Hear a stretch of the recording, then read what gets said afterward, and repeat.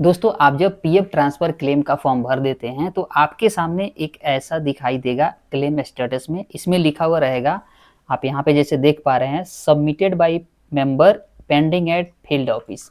तो आज इसका मैं मतलब बताने वाला हूँ कि इसका मतलब क्या होता है एक्चुअली में। चलिए मैं थोड़ा पास्ट में मैं बताता हूँ कि पहले कैसे ट्रांसफ़र होता था, उसमें पहले स्टेटस कैसे आता था।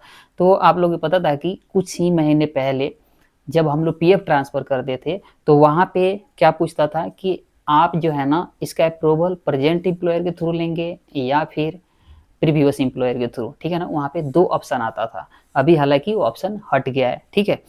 अब आप डायरेक्टली ही सबमिट कर पा रहे हैं। ये इसलिए हटा दिया गया कि कंपनियाँ जो है ना ट्रांसफ़र क्लेम जो है अप्रूव नहीं करती थी और महीनों-महीनों दिन पेंडिंग रह जाता था। और ये महीना दिन तो कंपनी के पास रह जाता था, लेकिन उसके बाद भी फील्ड ऑफिस के पास जाने के बाद वहाँ भी 20-25 दिन लग जाते थे, तो 2-3 महीना लग जाते थे। और इस चक्कर में सभी पीएफ मेंबर का पैसा नहीं निकल पाता था, चाहे वो एडवांस ही हो या फिर पूरा पीएफ फुल एंड फाइनल का विड्रॉल फॉर्म 19 भरने के बाद।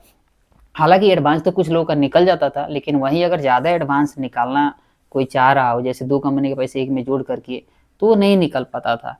तो जो पुराना वाला मेथड है, उसको अब बंद कर दिया गया कि वहाँ पे अब लिखा हुआ जो आता था कि पेंडिंग एट प्रेजेंट एम्प्लॉयर और पेंडिंग एट प्रीवियस एम्प्लॉयर, यानी कंपनी की साइन करनी पड़ती थी, वो वाली अब खत्म। और वो वाली जो है टेंशन अब खत्म हो चुका है। लेकिन अब आज के समय में अब जब आप ट्रांसफ़र करते हैं तो कुछ देर बाद स्टेटस चेक करेंगे तो लिखा हुआ आएगा ऐसे ही, submitted by member pending at field office. तो ये बहुत अच्छी बात है कि ये डायरेक्ट आपको फील्ड ऑफिस पहुंच जा रहा है, मतलब पीएफ ऑफिस के पास, रीजनल ऑफिस के पास, ठीक है? वो जो अप्रूव कर देता है तो उसके बाद जो है आपका पुराने कंपनी का पैसा नई कंपनी में ट्रांसफर हो जाएगी, यानी एक ही स्टेज में अब काम हो रहा है। पहले कितने थे, 2 स्टेज लगता था कि कंपनी करे फिर पीएफ ऑफिस करेगा तब जाके पैसा आता था, ठीक है ना? लेकिन अब एक स्टेज में।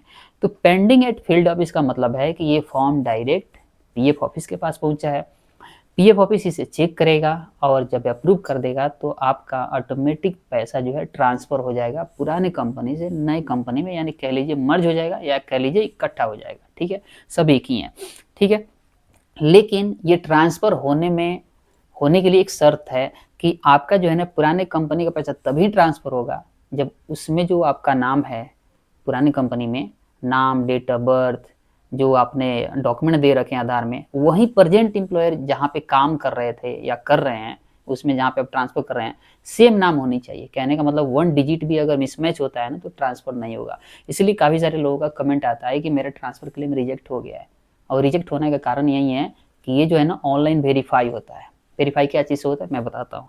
आपको पता है ना कि आधार की केवाईसी करते हैं, तो जब आधार की आप केवाईसी करते हैं तो दोनों जगह, पिछले कंपनी में भी हुई है, नए कंपनी में भी सेम आधार लिंक हुआ है, तो ये 3 जगह से कम्युनिकेशन जो है ना एक एस्टेब्लिश करता है। कहने का मतलब पुराने कंपनी के में नाम चेक करेगा और वहाँ की डाटा और नई कंपनी में जहाँ ट्रांसफ़र करें वहाँ की डाटा दोनों मैच कर गया और आधार से वेरीफाई हो गया, फिर आपकी पीएफ ट्रांसफ़र होने में देर नहीं लगेगी।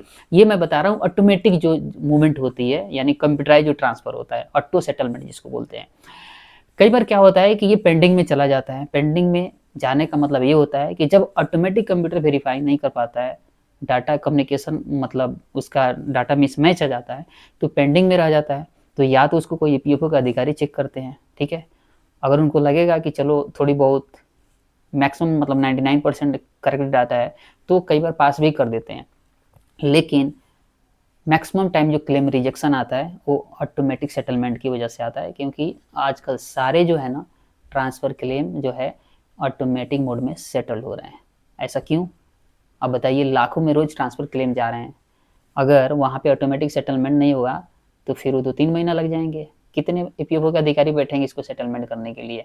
लाखों में जा रहा है ना, तो इसको ऑटोमेटिक में लाना था और इसके लिए जो ईपीएफओ ने भी काम किया, ऑटोमेटिक सेटलमेंट में लाया। लेकिन आपकी अगर डाटा मिसमैच होगा तो सौभाग्य कि आपका क्लेम रिजेक्ट हो जाएगा। ये आपके लिए भी सही है। अगर ये चीज़ नहीं रहे तो किसी का भी पीएफ कोई भी ट्रांसफ़र कर लेगा। सही है कि नहीं? तो ठीक है, तो ट्रांसफ़र करने से पहले आपको चेक करना है पुरानी कंपनी में नाम और नई कंपनी में नाम।